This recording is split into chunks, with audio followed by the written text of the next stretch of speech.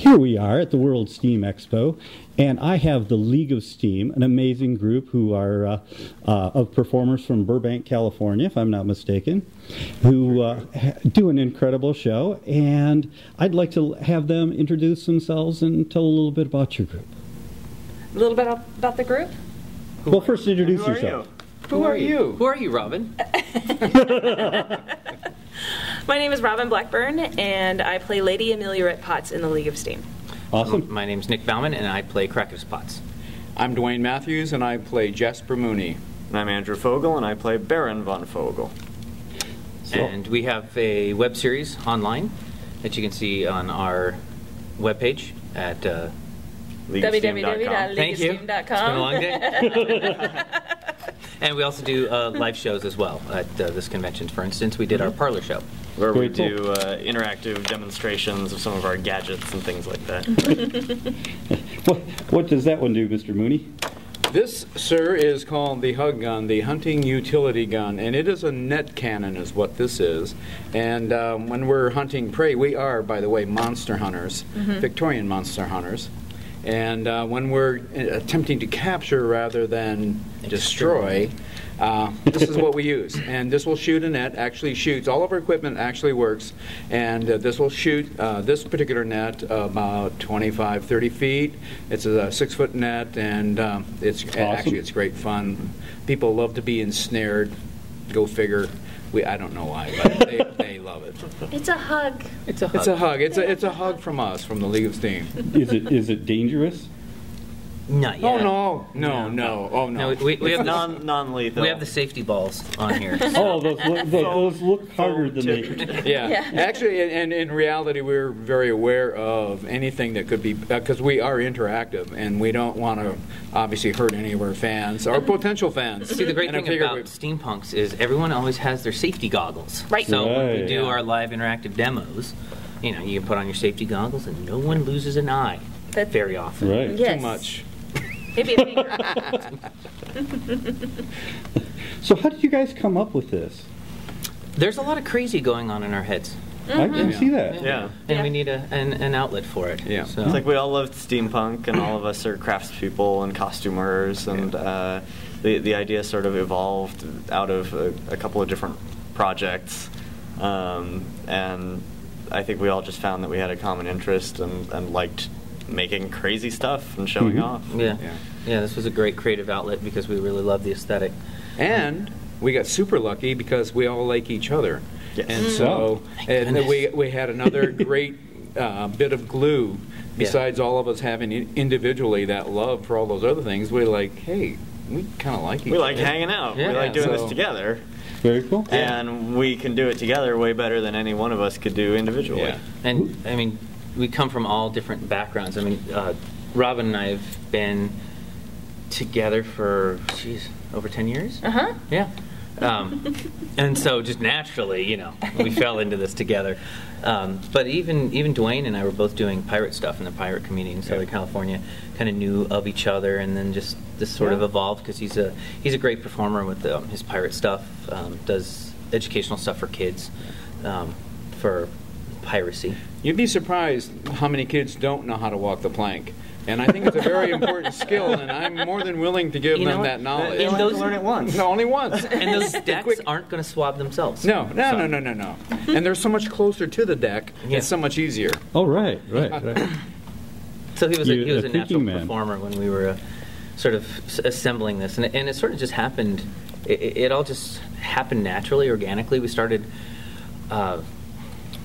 Actually, it really started with Robin. My wife really wanted to do some ghost costumes, and at the time, this was years, like 2007, 2006, 2007. Yeah.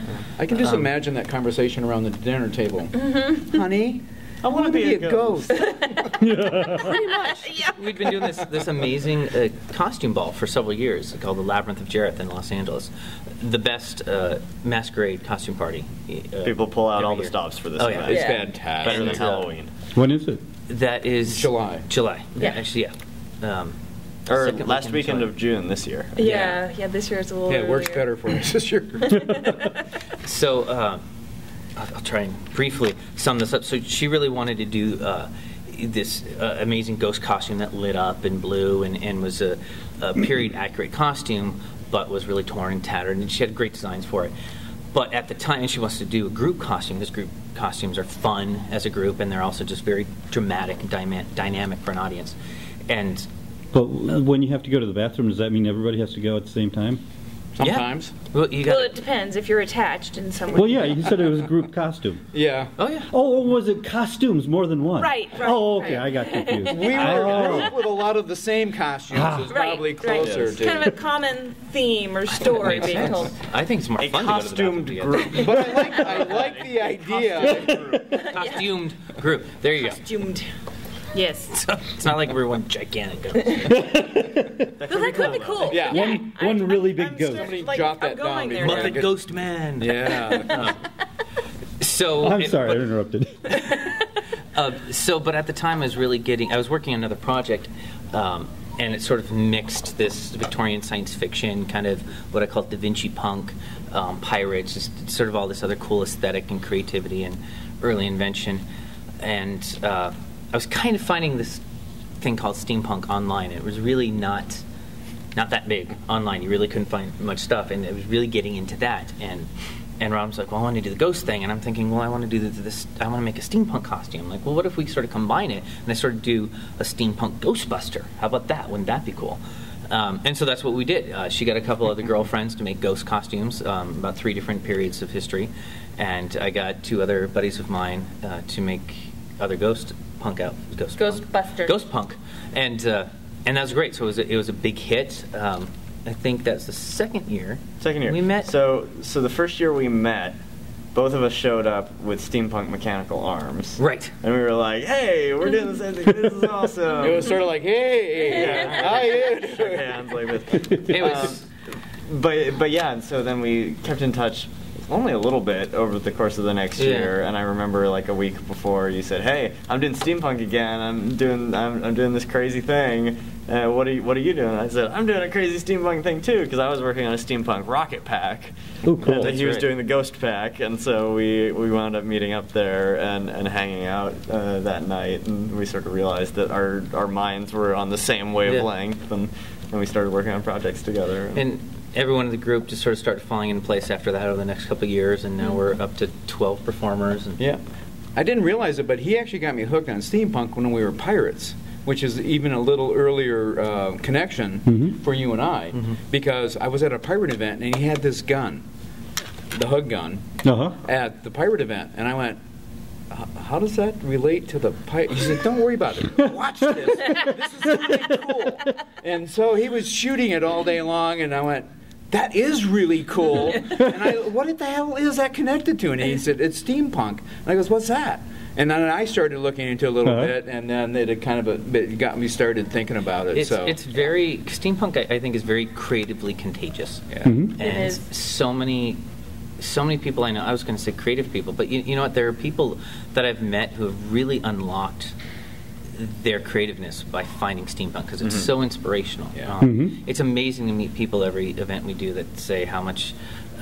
How inspirational our group has been to them. I mean, it's one of the biggest compliments to. And we do absolutely. educational programming as well, and we talk about how we build our props and how we develop our characters and stuff. And I've given panels at cons, and then the next year I came back and I've had people come up to me and show me some specific thing this thing that you said to me last year inspired me to do this part of this costume. Awesome. And that's really awesome to be contributing to a creative community like that. Yeah. Even today, there's been a group of a couple of young filmmakers. They started in a class making certain films. They got their teacher kind of told them about steampunk, and then they found us, and they've been at every one of our panels throughout the whole weekend, and they're just so excited about being involved and doing more and more and more. They want to make films. They want to make stuff. Awesome. And it was just so great to see them that excited about what we do. And fortunately for us, we're kind of the catalyst. We're helping them get even more excited about being involved in steampunk.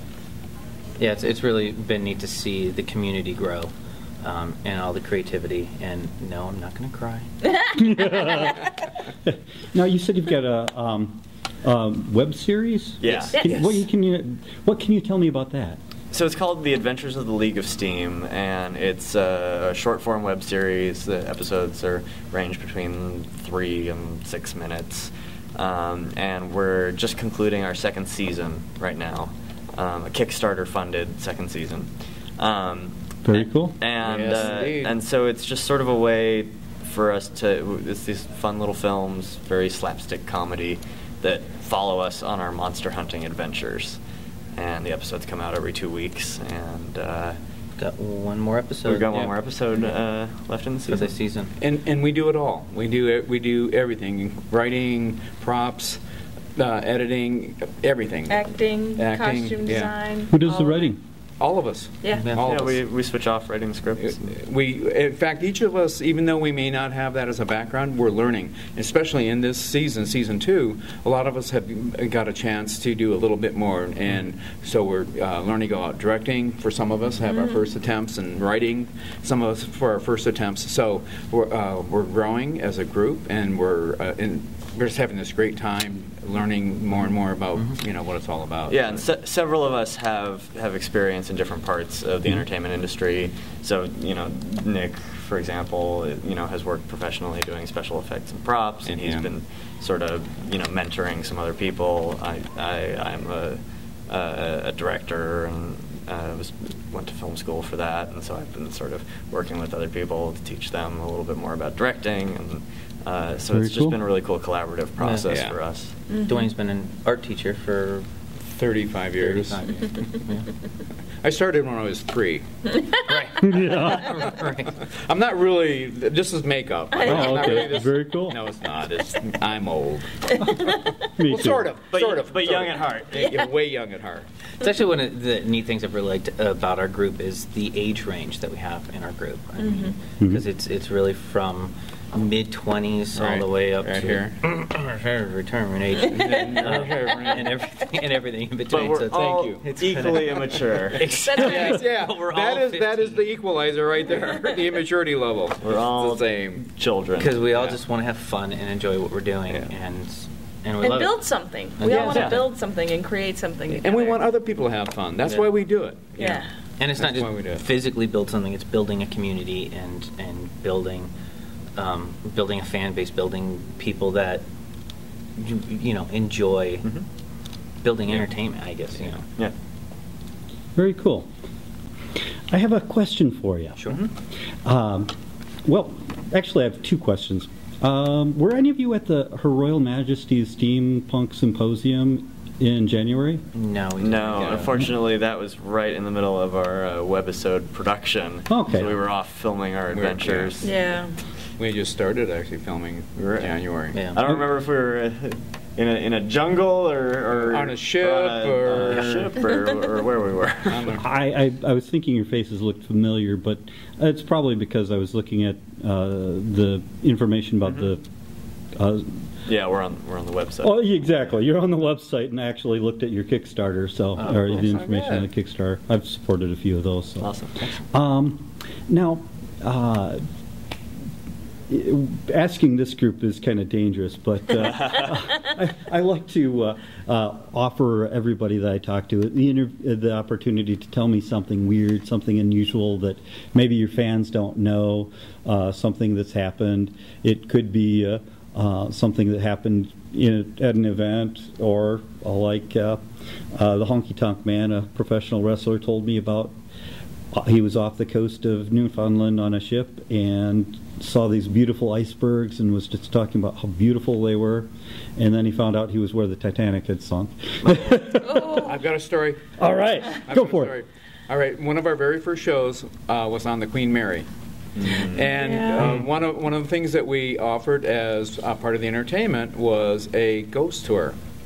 And if anyone knows about the Titanic, they know that there are supposedly actual ghosts Queen Mary. on the Queen Mary. Yeah. Yeah. Not Titanic. Oh, Right. There may be on I'm the not that Titanic old. too. I'm not that old.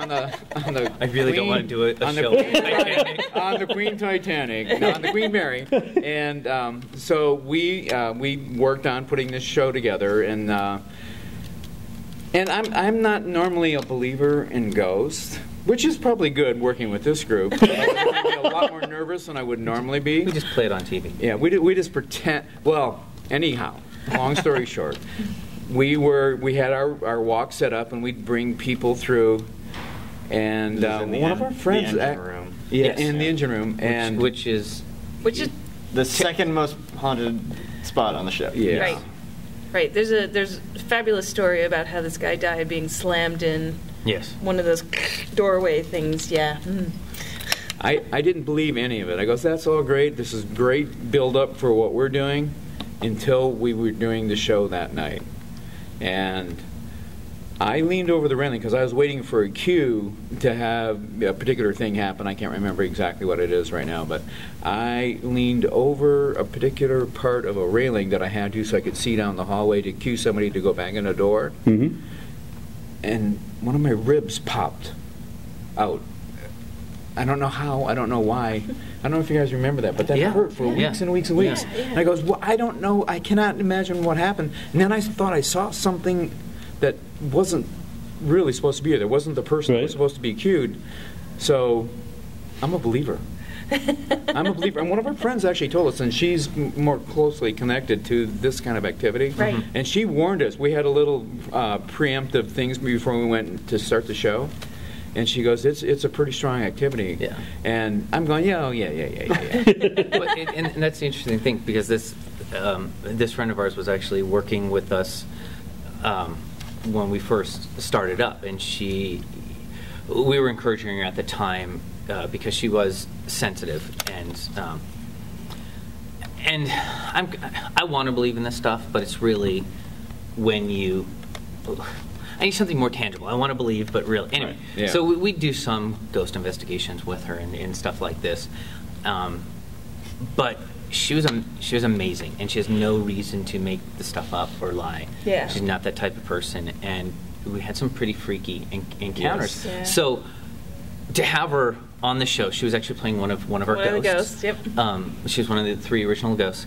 And like we said, this engine room is really freaky. And then we also went around and unscrewed. We found the breaker box and turned off all the lights down there. Unscrewed some of the safety lights. Pitch black. We bathed this place in pitch darkness. black in some of these spots. So, and if we didn't say this before, we're basically doing a ghost tour. You know, the Queen does ghost tours all the time. Right. So we're doing Our basically version, a our own stage version. And you're ghost probably tour. telling ghost stories. Exactly. Oh, yeah. And Oh, yeah. it's not a jump out of the dark with a shaker can type thing. No. It's basically It's just let's telling stand you in this haunted spot and tell you something really freaky that happened. So it's standing in the dark telling you ghost stories, and you just let your imagination go. We did have 2 performers all in black in the shadows.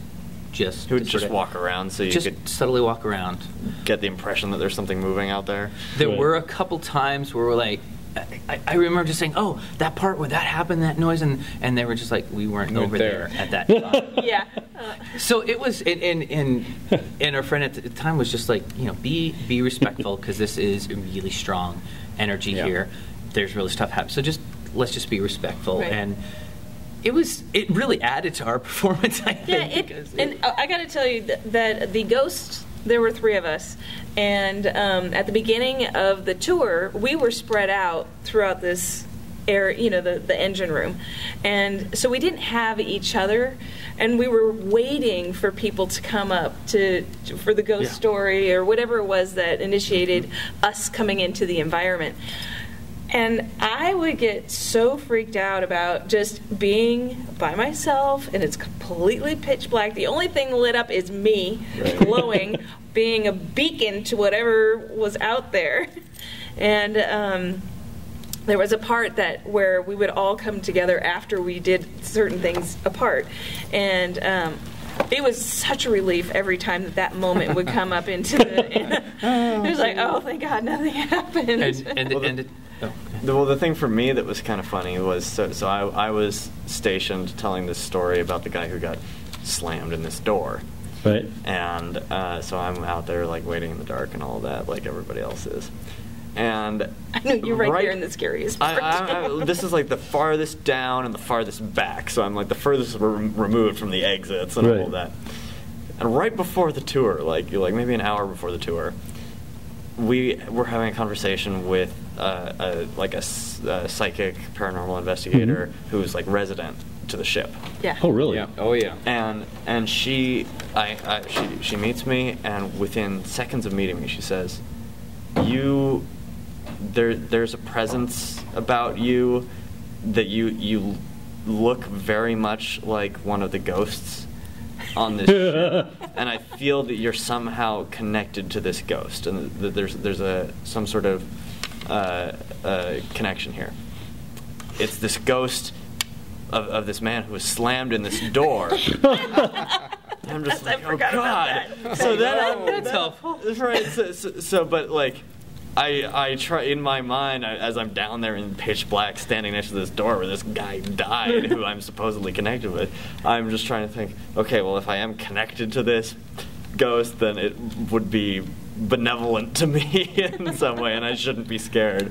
But it was still kind of freaky, and then there's noises coming out of the darkness. Yeah. Like, I'd be afraid of the door. It killed him. It may be wanting me. I walked through that door briskly. And I think that the fun thing that ended this whole tour was some sort of action happened. We had to rush everybody out really quickly because it got too dangerous.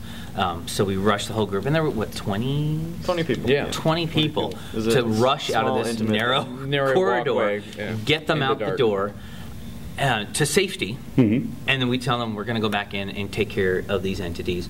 And they've So- got the Ghostbusters yeah, we have packs, ghost packs on and that. start blasting away, making all this noise. So we run back in. We have buckets of slime. We douse ourselves with buckets of green slime, Ectoplasmic slime. and then come back out the door, and everyone's out there. What's happening? What's happening? The three of us bust out, drenched in slime. We got him! We got him! Yeah, it was fun, and then we had little vials for the That was audience. the souvenir. The We were souvenir. like scraping goop off of us into vials and handing it out. That was a lot of fun. I take it you'd only do one of these shows an evening, or? That was the only one. Yeah. It was like a VIP. I think we raffled. We actually. did. Yeah. We raffled off tickets the to for and the it was people like, to this win. was like at midnight too. So it was Yeah. like the witching hour. It was an amazing show, and I've been wanting us to do another show like that. Yeah. Yeah. And that was our actually very first professional show. Yep. I mean, It was. Yeah. Yeah. Yeah. Yeah. So it had elements of I haven't actual thought about that in forever. I getting know. scared because things are really happening, and then we made our own things happen as well. Yeah. Yeah. Very cool. Well, thanks for the Yeah. memories. Well, Yeah. you're was welcome. kinda nice- Glad I could nice bring to it up. reminisce about that. Yeah, I remember that too. Almost as if I were there. What was your name, sir? Wait a minute. Door ever hit you real hard? You know what I mean?